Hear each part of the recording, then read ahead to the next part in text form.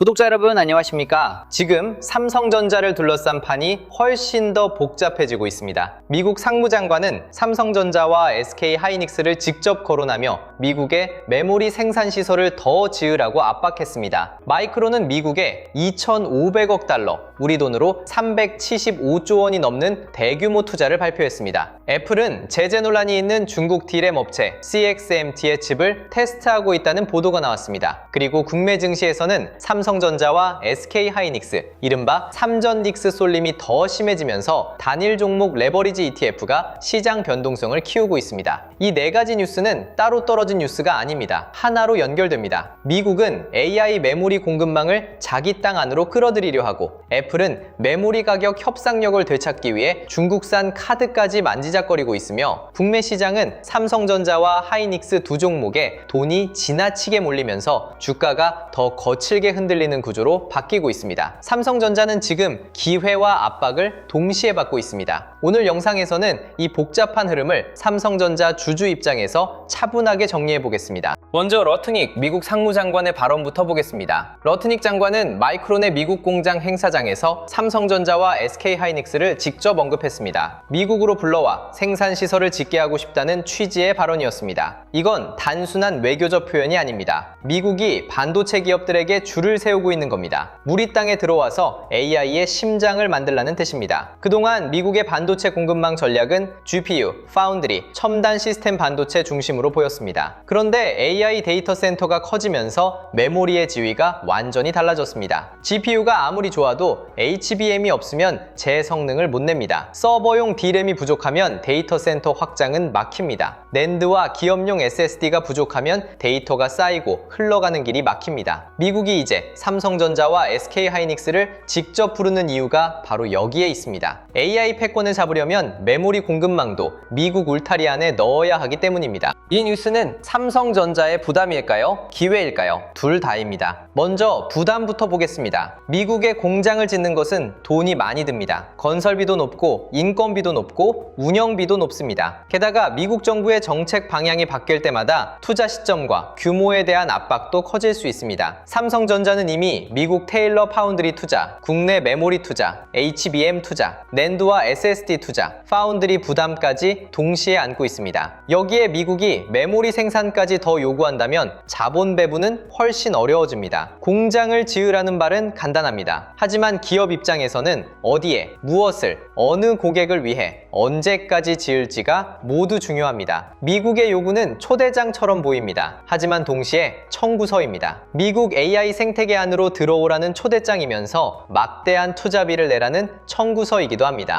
하지만 기회도 분명합니다. 미국이 삼성전자와 SK하이닉스를 직접 거론했다는 것은 한국 메모리 기업이 AI 공급망에서 빠질 수 없는 존재라는 뜻입니다. 미국이 아무 기업이나 부르는 것이 아닙니다. AI 메모리 공급망에서 반드시 필요한 기업을 부르는 겁니다. 삼성전자 입장에서 중요한 건 이 압박을 단순 비용으로 끝내지 않는 것입니다. 미국 빅테크 고객과 더 가까워지고 AI 서버용 D램과 HBM, 기업용 SSD 공급을 더 깊게 연결하고 미국 공급망 안에서 전략적 지위를 확보한다면 이야기는 달라집니다. 그때는 미국 투자가 부담이 아니라 프리미엄이 될 수 있습니다. 마이크론이 대규모 미국 투자 계획을 발표하자 시장이 강하게 반응한 이유도 여기에 있습니다. 정책 방향과 AI 메모리 수요가 맞물리면 시장은 프리미엄을 줍니다. 삼성전자도 그 프리미엄을 받을 수 있습니다. 단 조건이 있습니다. 투자가 고객 확보와 수익성으로 이어져야 합니다. 삼성전자 주주분들이 여기서 봐야 할 핵심은 미국 투자 확대 자체가 아닙니다. 미국 투자가 어떤 제품과 어떤 고객으로 연결되는지입니다. 단순히 미국의 공장을 더 짓는다면 비용 부담입니다. 하지만 그 공장이 AI 서버용 고부가 메모리, HBM 후공정, 기업용 SSD, 빅테크 장기 공급과 연결된다면 전략적 가치가 생깁니다. 시장은 앞으로 삼성전자에 이렇게 물을 겁니다. 미국 투자로 무엇을 만들 것인가? 누구에게 팔 것인가? 마진은 지킬 지킬 수 있는가? 파운드리 부담과 메모리 투자 부담을 동시에 감당할 수 있는가? 그리고 하이닉스와 마이크론 사이에서 삼성전자가 어떤 위치를 차지할 것인가? 지금 삼성전자는 좋은 회사라는 말만으로 평가받는 구간이 아닙니다. AI 공급망 안에서 어떤 역할을 차지하느냐가 중요해졌습니다. 삼성전자가 다시 시장의 중심으로 돌아오려면 이 질문에 답해야 합니다. 두 번째 이슈는 애플 오브 중국 D램 테스트입니다. 애플이 중국 판매용 기기에 들어갈 D램으로 CXMT 제품을 테스트하고 있다는 보도가 나왔습니다. 이 뉴스는 삼성전자 주주분들이 가볍게 넘기면 안 됩니다. 아직 실제 채택이 확정된 것은 아닙니다. 그리고 CXMT는 미국 안보 규제와 정치적 논란에서 자유로운 기업도 아닙니다. 그럼에도 애플이 테스트에 들어갔다는 것 자체가 중요한 신호입니다. 왜냐하면 애플은 세계에서 가장 까다로운 부품 구매자 중 하나이기 때문입니다. 애플이 특정 부품을 테스트한다는 것은 당장 쓴다는 뜻은 아니지만 공급망 협상 테이블 위에 새로운 카드를 올렸다는 뜻입니다. 쉽게 말하면 애플이 삼성전자, SK하이닉스, 마이크론을 향해 말하는 겁니다. 가격이 너무 올라가면 우리도 다른 문을 두드릴 수 있다는 겁니다. 최근 AI 데이터 센터 투자 확대로 메모리 가격 부담이 커졌습니다. HBM과 서버용 D램 수요가 폭발하면서 생산 능력이 고부가 서버 제품 쪽으로 빨려 들어가고 있습니다. 그러면 소비자 기기용 D램과 낸드 공급 여력도 영향을 받습니다. 아이폰, 아이패드, 맥을 만드는 애플 입장에서는 원가 부담이 커질 수밖에 없습니다. 이 상황에서 애플이 중국 판매용 제품에 중국산 D램을 제한적으로 적용하는 방안을 검토한다면 그건 단순한 부품 교체가 아닙니다. 가격 협상 카드입니다. 애플이 기존 메모리 3강에게 보여주는 예비 열쇠입니다. 물론 이 열쇠가 실제 문을 열지는 아직 모릅니다. 미국 정부와 의회의 견제도 있고 CXMT의 품질과 신뢰성 검증도 필요합니다. 하지만 애플이 그 열쇠를 손에 쥐었다는 사실만으로도 삼성전자와 SK하이닉스, 마이크론에는 압박이 됩니다. 이 뉴스가 삼성전자에 주는 의미는 양면적입니다. 단기적으로는 부담입니다. 애플이 중국산 D램을 제한적으로라도 검토하면 모바일 D램과 소비자 기기용 메모리 가격 협상에서 삼성전자와 하이닉스의 우위가 일부 약해질 수 있습니다. 특히 중국 시장용 제품의 한정에 지역 분리형 공급망을 만든다면 애플은 기존 메모리 업체들과의 협상에서 더 많은 선택지를 갖게 됩니다. 하지만 반대로 이 뉴스는 AI 메모리 공급난이 얼마나 심각한지도 보여줍니다. 애플 같은 초대형 고객이 중국 D램 카드까지 검토한다는 것은 메모리 가격과 공급 상황이 그만큼 빡빡하다는 뜻이기도 합니다. AI 서버 수요가 너무 강해서 일반 기기용 메모리까지 영향을 받고 있다는 신호입니다. 그러니까 애플 CXMT 테스트는 삼성전자의 단순 악재만은 아닙니다. 가격 협상 압박이라는 악재이면서 AI발 메모리 수급난을 보여주는 신호이기도 합니다. 이 차이를 구분해야 합니다.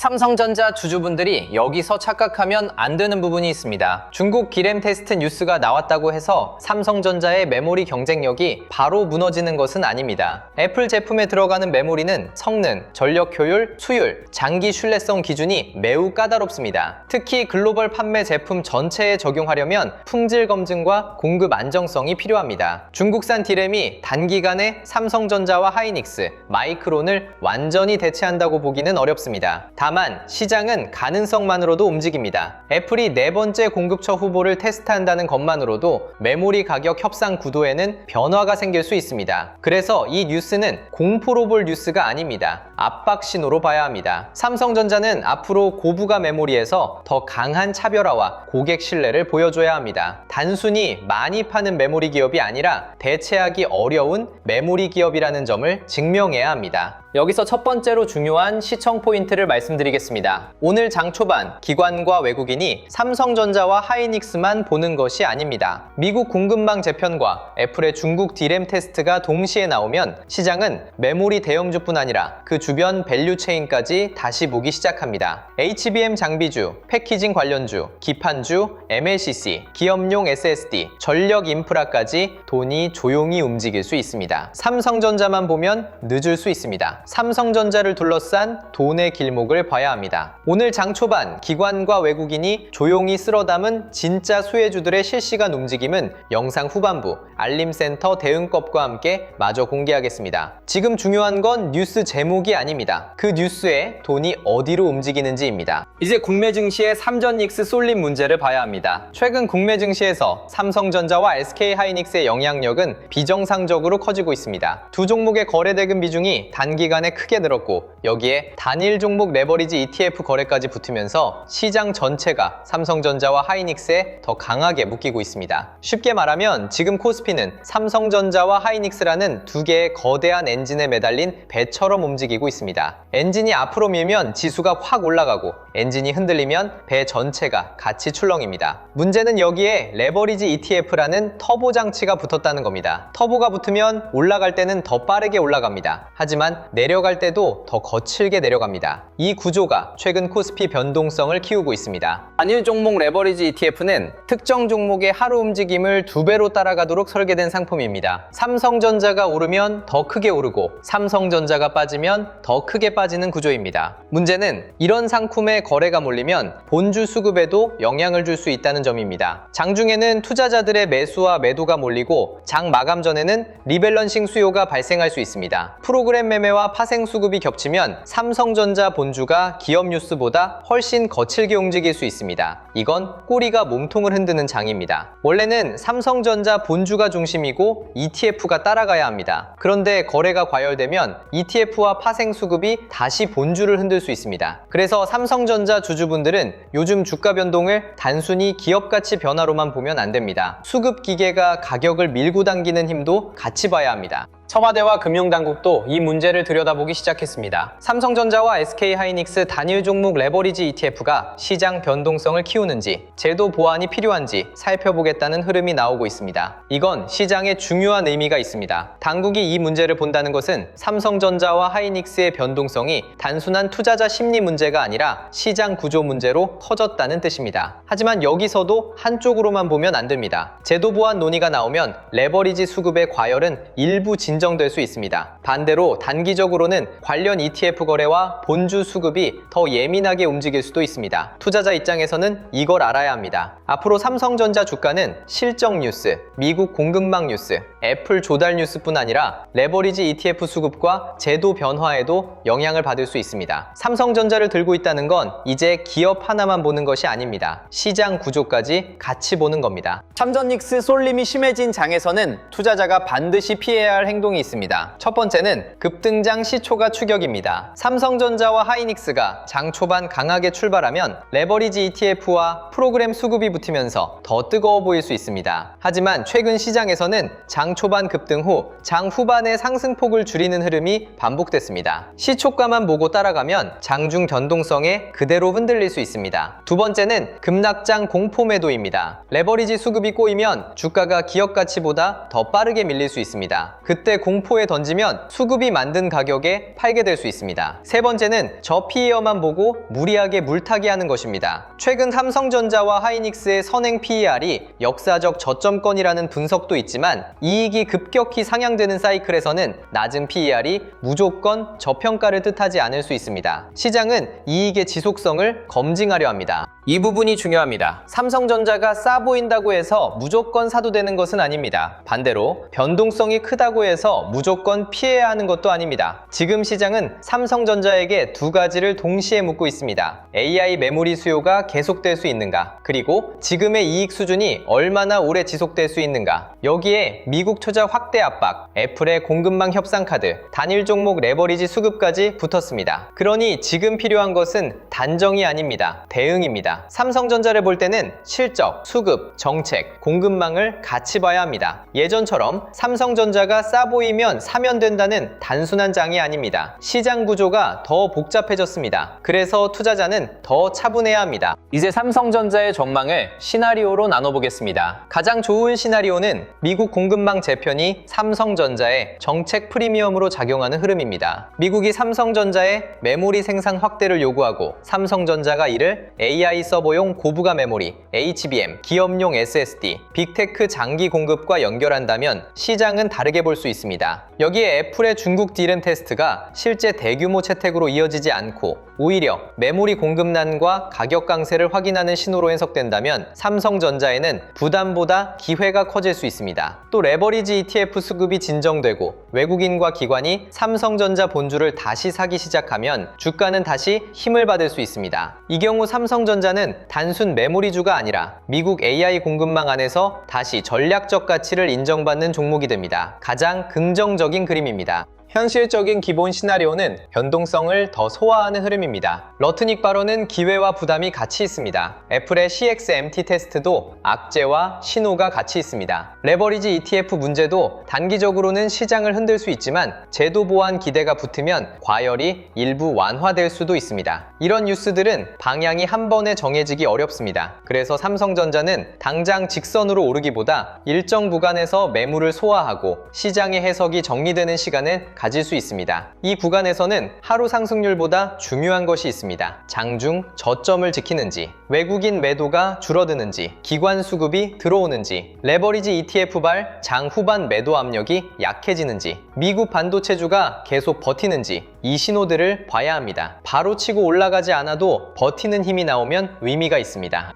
조심해야 할 시나리오도 있습니다. 미국의 생산 확대 요구가 정책 프리미엄이 아니라 비용 부담으로 해석되는 경우입니다. 삼성전자가 이미 파운드리 투자 부담을 안고 있는 상황에서 메모리 미국 생산 확대까지 요구받는다면 시장은 자본 지출 부담을 걱정할 수 있습니다. 여기에 애플의 중국 D램 테스트가 실제 채택 가능성으로 더 강하게 부각되고 모바일 D램 가격 협상력이 약해질 수 있다는 해석이 붙으면 부담은 커집니다. 또 단일 종목 레버리지 ETF 수급이 다시 꼬이면서 장 후반 매도 압력이 반복된다면 삼성전자는 좋은 실적이나 긍정적 뉴스에도 흔들릴 수 있습니다. 이 경우에는 무리한 추격 매수와 기준 없는 물타기를 피해야 합니다. 좋은 회사라는 말과 지금 아무 가격에서나 사도 된다는 말은 다릅니다. 삼성전자는 좋은 회사입니다. 하지만 지금은 좋은 회사도 기준 없이 접근하면 흔들리는 장입니다. 여기서 두 번째 락인 포인트를 말씀드리겠습니다. 앞으로 삼성전자 장세에서 진짜 중요한 건 삼성전자 혼자 오르는지가 아닙니다. 미국 공급망 재편 뉴스가 반도체 장비주, 소부장, 패키징, 전력 인프라로 확산되는지 봐야 합니다. 애플의 중국 D램 테스트 뉴스도 마찬가지입니다. 메모리 가격 협상 압박으로만 끝나는지 아니면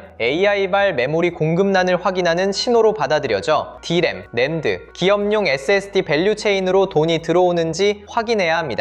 오늘 장 초반 기관과 외국인이 조용히 쓸어 담은 진짜 수혜주들의 실시간 움직임은 영상 후반부 알림센터 대응법과 함께 다시 연결해 드리겠습니다. 삼성전자만 보는 투자자와 삼성전자를 둘러싼 공급망을 보는 투자자는 대응이 달라집니다. 지금 시장은 대장주만 보면 늦습니다. 돈의 확산을 봐야 합니다. 보유자분들은 지금 물량의 목적별로 나누셔야 합니다. 장기 핵심 물량은 삼성전자의 메모리 체력, AI 서버용 고부가 제품, 미국 공급망 내 전략적 가치, 하반기 이익 지속성을 기준으로 봐야 합니다. 이 논리가 살아있다면 하루 이틀 변동성에 전부 흔들릴 필요는 없습니다. 하지만 단기 물량은 다르게 봐야 합니다. 레버리지 ETF 수급으로 장 후반에 계속 밀리는지, 외국인 매도가 이어지는지, 애플 중국 D램 이슈가 가격 협상 악재로 더 강하게 해석되는지, 미국 투자 확대가 비용 부담으로 받아들여지는지 확인해야 합니다. 단기 물량은 수급과 가격 기준이 무너지면 관리해야 합니다. 핵심은 삼성전자를 믿느냐, 믿지 않느냐가 아닙니다. 내가 들고 있는 물량의 목적을 아는 것입니다. 목적이 없으면 모든 변동성이 공포가 됩니다. 목적이 있으면 같은 흔들림도 대응의 신호가 됩니다. 신규 진입을 고민하는 분들은 더 신중해야 합니다. 지금 삼성전자는 싸 보일 수 있습니다. 최근 조정으로 밸류에이션이 역사적 저점권이라는 분석도 나오고 AI 메모리 수요도 살아있으며 미국 공급망 재편 안에서 전략적 가치도 커지고 있습니다. 하지만 싸 보인다는 이유만으로 한 번에 들어가는 것은 위험합니다. 낮은 PER은 때로 저평가 신호가 아니라 시장이 이익 지속성을 검증하는 구간일 수 있습니다. 신규 진입자는 분할이 맞습니다. 장중 급등을 따라가기보다 저점이 지켜지는지 확인하고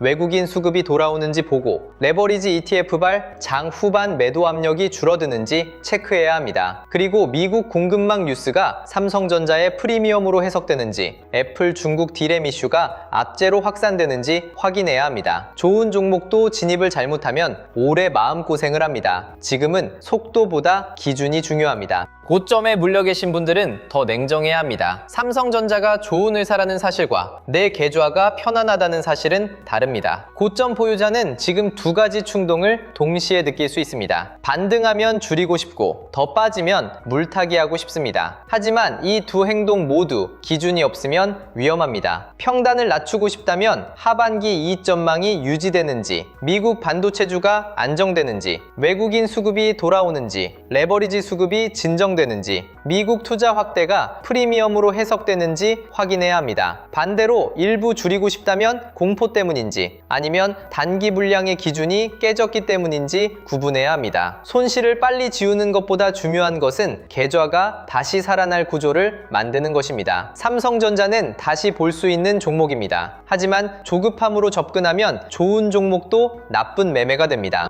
오늘 삼성전자의 핵심을 한 문장으로 정리하면 이렇습니다. 삼성전자는 지금 미국 공급망의 초대장과 애플의 가격 압박, 국내 ETF 변동성이라는 세 개의 파도를 동시에 맞고 있습니다. 첫 번째 파도는 미국입니다. 미국은 삼성전자에게 AI 메모리 공급망 안으로 더 깊게 들어오라고 요구하고 있습니다. 두 번째 파도는 애플입니다. 애플은 중국 디램 패스트를 통해 기존 메모리 3강의 가격 협상 카드를 보여주고 있습니다. 세 번째 파도는 국내 시장입니다. 삼전닉스 솔림과 단일 종목 레버리지 ETF가 삼성전자 주가를 더 거칠게 흔들고 있습니다. 이 세 파도는 모두 위험입니다. 하지만 동시에 기회이기도 합니다. 미국 공급망 안에서 전략적 지위를 잡고 대체하기 어려운 고부가 메모리 기업으로 자리 잡고 국내 수급 변동성을 이겨낸다면 삼성전자는 다시 시장의 중심으로 돌아올 수 있습니다. 앞으로 투자자들이 봐야 할 체크포인트는 명확합니다. 러트니 발언 이후 삼성전자의 미국 메모리 투자 방향이 부채화되는지 봐야 합니다. 그 투자가 단순 비용이 아니라 AI 서버용 고부가 메모리와 빅테크 고객 확보로 연결되는지 확인해야 합니다. 애플의 CXMT D램 테스트가 실제 채택으로 이어지는지 아니면 협상 카드 수준에 머무는지도 봐야 합니다. 삼성전자와 SK하이닉스의 거래 대금 쏠림이 완화되는지, 단일 종목 레버리지 ETF의 장 후반 수급 압력이 줄어드는지도 중요합니다. 외국인과 기관이 삼성전자 본주로 다시 들어오는지 확인해야 합니다. 그리고 삼성전자 혼자가 아니라 장비주, 소부장, 패키징, 전력 인프라까지 돈이 확산되는지도 봐야 합니다. 오늘 같은 장에서는 상승률보다 지속성이 중요합니다. 뉴스보다 수급이 중요합니다. 그리고 공포보다 기준이 중요합니다. 주식시장에서 좋은 종목을 몰라서 못 사는 것이 아니라 언제 시장이 다시 보기 시작하는지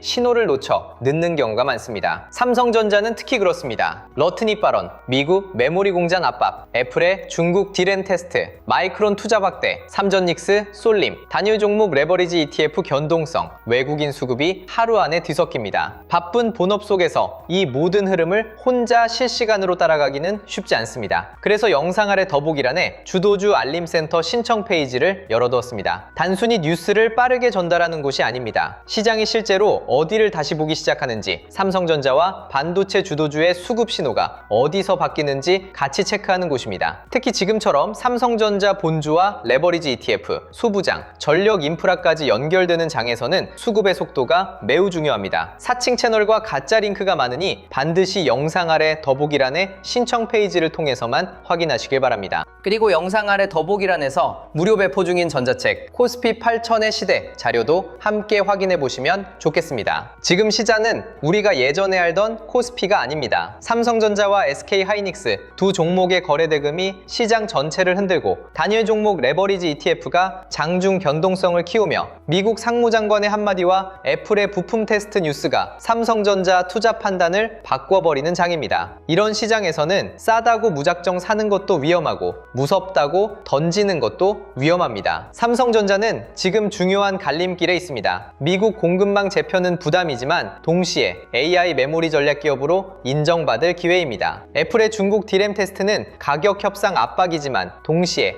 AI발 메모리 공급난이 얼마나 강한지 보여주는 신호입니다. 단일 종목 레버리지 ETF는 변동성을 키우지만 제도 보완과 수급 안정이 나오면 과도한 흔들림이 줄어들 가능성도 있습니다. 그래서 지금은 단정할 자리가 아닙니다. 확인할 자리입니다. 하반기 이익 전망이 유지되는지, 미국 투자 확대가 고객 확보 확보로 연결되는지, 애플의 중국 디램 카드가 실제 위협으로 커지는지, 외국인 수급이 돌아오는지, 레버리지 ETF발 수급 충격이 진정되는지 확인해야 합니다. 이 신호들이 살아있다면 삼성전자는 다시 시장의 중심으로 들어올 수 있습니다. 반대로 이 신호들이 꼬인다면 좋은 회사라는 사실과 별개로 단기 대응은 더 신중해야 합니다. 눈앞의 호가창은 거칠게 흔들려도 돈의 방향은 결국 드러납니다. 그 방향을 늦게 보면 좋은 종목을 알고도 늦습니다. 여러분의 현명한 판단과 성공적인 투자를 진심으로 응원합니다. 오늘도 끝까지 시청해주셔서 감사합니다. 성공 투자하십시오.